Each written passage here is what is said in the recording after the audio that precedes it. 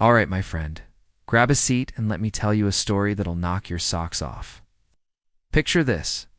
A gritty high school bathroom. The kind that smells like cheap perfume and broken dreams. Water's dripping from a rusty faucet, the tiles are cracked, and in walks Riley Kane. She's new, she's tough, and she's about to turn this place upside down. Ready for this? Let's dive in. So, here's Riley, stepping off this beat-up school bus in Westview, Ohio. Can you imagine it? The air's thick with that small-town vibe, diesel, dust, and a whole lot of judgment. She's 17, got this, worn leather jacket hugging her shoulders, dark hair in a messy braid, and a backpack that's seen more towns than you've had hot dinners. 6 schools in 3 states, all because her dad's a mechanic who can't stay put. Poor kid's used to being the outsider, you know? But Westview, oh, this place feels different. Heavy, like the whole town's holding its breath, waiting. For something to break, Riley's boots crunch on the gravel as she heads toward Westview High's chipped red doors.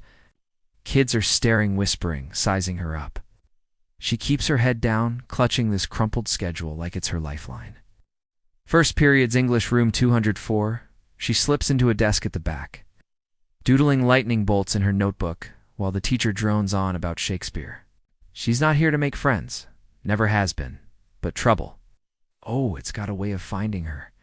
By lunchtime, the whispers are everywhere. The new girl, the weirdo in the thrift store jacket. She grabs some soggy fries and sits alone in the cafeteria, near the exit. Smart move, right? But then she feels it. Eyes. Not just any eyes, but their eyes. The Vipers. That's what they call themselves, according to some nervous kid in English who warned her. For girls, led by Cassidy. Monroe, you know, the tight bleach, blonde, smile like a razor blade, pink jacket screaming, I own this place. Her crew, Lilla, Tara, Brooke, they're like wolves circling a wounded deer. Riley ignores them, but her gut's telling her this ain't over. Now, here's where it gets wild. After lunch, Riley's in the second-floor girls' bathroom, washing her hands. The water's ice cold, stinging her knuckles. She's minding her own business when bam, the door slams open. In struts Cassidy, her posse right behind her. The bathroom's tiny, all grimy tiles and flickering lights. Smells like someone tried to cover up cigarette smoke with body spray. Riley doesn't look up, but her heart's thumping. She's been here before, not this bathroom, but this moment. Bullies are the same everywhere, aren't they? Cassidy's voice cuts through the air, all fake sweet and venomous. Well, new girl thinks she's too good to say hi. Riley shuts off the faucet, shakes the water off her hands. Didn't know I needed an invitation, she says. Cool as ice. The other girls snicker, spreading out to block the door. Leela's cracking her knuckles. Tara's leaning on the exit. Brooke's chomping gum like it's her job. Cassidy steps closer, heels clicking. You don't belong here, freak. Westview's ours. You don't get to waltz in and act like you're somebody. Riley's jaw tightens. She's heard it, all frick loser, nobody. But something about Cassidy's voice, the way it drips with this town's poison, lights a fire in her. Step aside, she says, low and steady. Cassidy laughs again. You believe the nerve? Or what? You gonna cry? She shoves Riley's shoulder hard. Riley stumbles, her back hitting the cold tiles. The Vipers close in, grinning like they've already won. But Riley? She's done playing nice. Do you ever feel that moment when something just snaps inside you? That's Riley right now. Last chance, she says, her green eyes burning into Cassidy's. Cassidy smirks, raises her hand for another shove. Big mistake. Riley moves like lightning, grabs Cassidy's wrist, twists it hard. Cassidy yelps, stumbles, and before anyone can blink, Riley's got her by the collar. She slams Cassidy's head into the nearest sink. The porcelain cracks, I'm talking, a jagged split right through it. Water sprays everywhere, soaking the floor. The other girls freeze like what just happened. Riley doesn't stop. Lila lunges, all tough with her nose ring, but Riley's faster. She grabs Lila's ponytail, yanks, and smashes her forehead into the next sink. Another crack, more water gushing.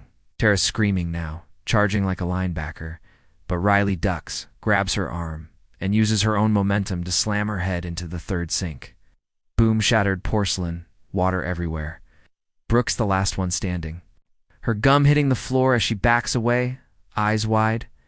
Riley's coming for her, boots splashing in the puddles. Brooke bolts for the door, but Riley's too quick grabs her, spins her, and slams her head into the mirror. Glass shatters, raining down like glitter. The bathroom's a disaster, broken sinks, spraying water, cracked mirror. The Vipers are slumped on the floor, groaning, blood trickling from their heads. Riley stands there, breathing hard, knuckles bruised, but her face calm, like she just took out the trash. She wipes her hands on her jeans and walks out, leaving chaos in her wake. Can you even imagine?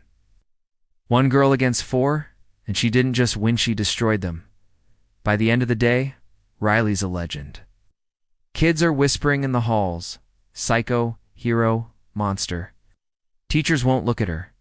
The principal, this sweaty guy named Hargrove, calls her into his office. He's red-faced, slamming detention slips on his desk. You destroyed school property? Assaulted for students? You're lucky we're not pressing charges, Riley. Just leans back, arms crossed. They started it, she says, cool as ever. Hargrove's about to explode when, get this, the door flies open. In walks this woman. Tall, sharp cheekbones, auburn hair and a tight bun. She's all business in a tailored blazer, eyes like steel. It's Mr. Hargrove, she says. You'll release Miss Kane immediately. Hargrove's like, who are you? She flashes a badge. FBI. Agent Laura Voss. Riley's under my protection. This incident is classified. Just drop it, or you'll answer to me. Riley's stomach flips. FBI. She doesn't know any Agent Voss, but Hargrove's shrinking in his chair, muttering, fine. Voss leads Riley out to a black SUV in the lot. Get in, she says. No nonsense. Riley hesitates. Wouldn't you? It slides in. The SUV smells like leather and coffee, and Voss peels onto the highway, eyes glued to the road. Who are you really? Riley asks, trying to keep her voice steady. Voss doesn't answer right away. Then she drops a bomb. You're not just a kid who beats up bullies, Riley. You're special. Dangerous. I've been tracking you for years. Riley's heart skips. Tracking me? Why? Voss glances at her, face unreadable. Because of your father? He wasn't just a mechanic. He was part of a program, classified, and you inherited more than his bad temper. Riley's head is spinning. Her dad gruff oil-stained hands, always smelling like cheap whiskey, died in a car accident 2 years ago. Or so she thought. What program? She demands. Voss's voice is quiet but heavy. Project Tempest, a government experiment to create enhanced soldiers. Strength, speed, resilience. Your dad was one of their successes, and you're something else entirely. Riley laughs, but it's bitter. You're saying I'm a super soldier? That's crazy, is it? Voss raises an eyebrow. He just took down 4 girls like they were nothing, broke 3 sinks with their heads.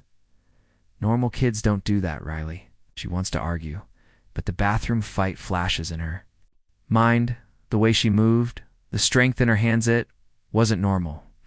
She's always been strong, quick, able to take a hit and keep going. She thought it was just growing up rough, moving from town to town, dodging punches and insults. But what if Voss is right? They pull into a diner on the edge of town, all grease and burnt coffee. They grab a corner booth, far from the truckers and locals. Voss slides a folder across the table. Read it, she says. Riley opens it, hands shaking. Photos, documents, a grainy video still of a man who looks like her dad, younger, in military gear, lifting a car with one hand. Her stomach twists. This is fake, she says, but her voice cracks. It's not, Voss says. Your dad left the program when you were born. Wanted to keep you safe, off their radar. But that fight today lit up every alarm in the system. Riley's chest tightens. What do you want from me? Voss leans in. Eyes intense. There's a group rogue operatives from the program. They're hunting kids like you, ones with abilities. They want to weaponize you or kill you. I'm here to stop that. Before Riley can process this, the diner's windows explode. Glass sprays everywhere, and men in black tactical gear storm in, guns blazing. Voss is a blur, pulling a gun and dropping two guys before Riley can blink. "Move," she shouts, dragging Riley toward the kitchen.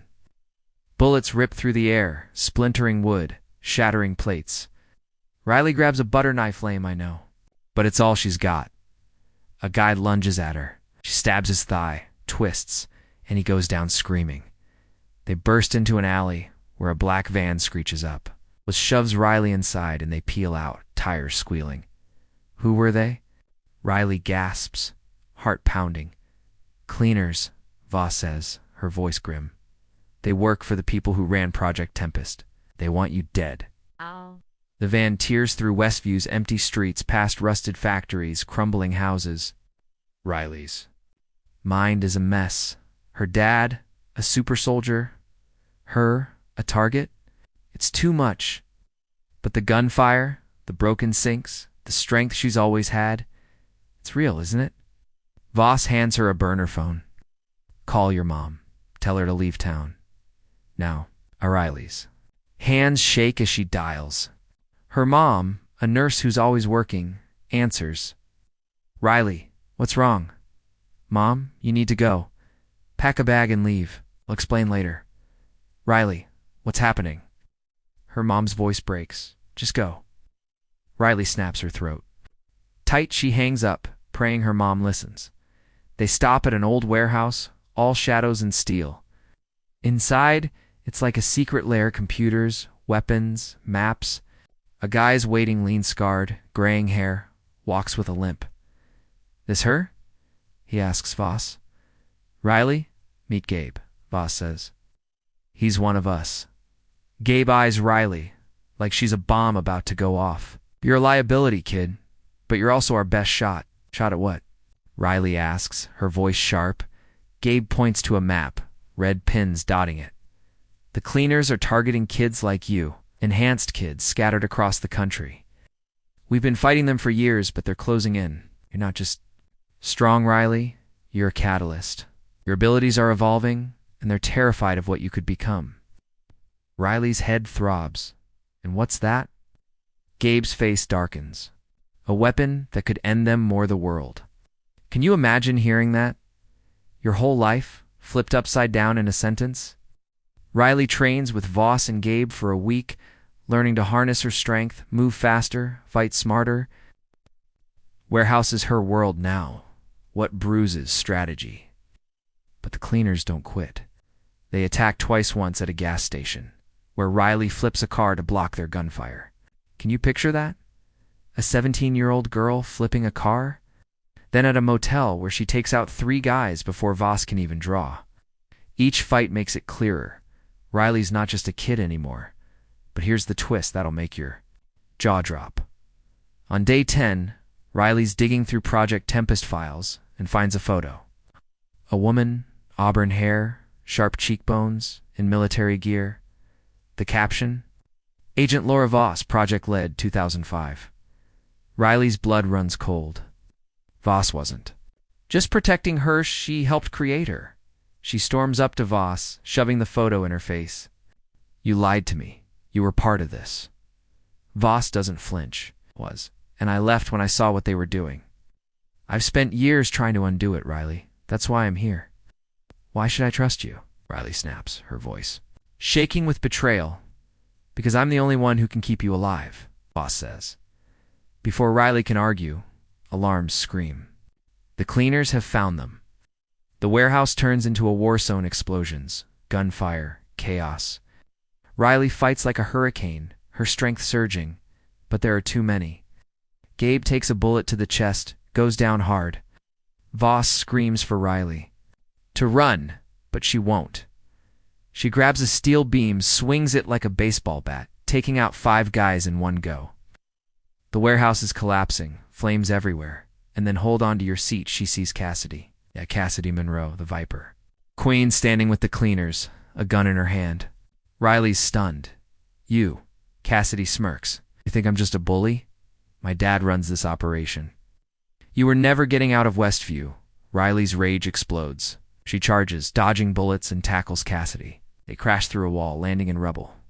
Cassidy fights dirty clawing, kicking but Riley's stronger. She pins her, fist raised, ready to end it. But she stops. "You're not worth it," she says, standing tall. Voss grabs her, pulling her away as the warehouse burns. They escape. In a stolen truck, leaving Westview in flames. Riley's not sure where they're going, only that she can't go back. She's not just the new girl anymore. She's a fugitive, a weapon, a survivor. Voss hands her a new file. "There's a safe house in Nevada. Others like you are there. We're building an army to fight back." Riley nods, jaw tight. She doesn't know if she trusts Voss, but one thing's clear. She's done running. The cleaners, Cassidy, the program, they'll come for her again. And when they do, she'll be ready. Whew, what a ride, right?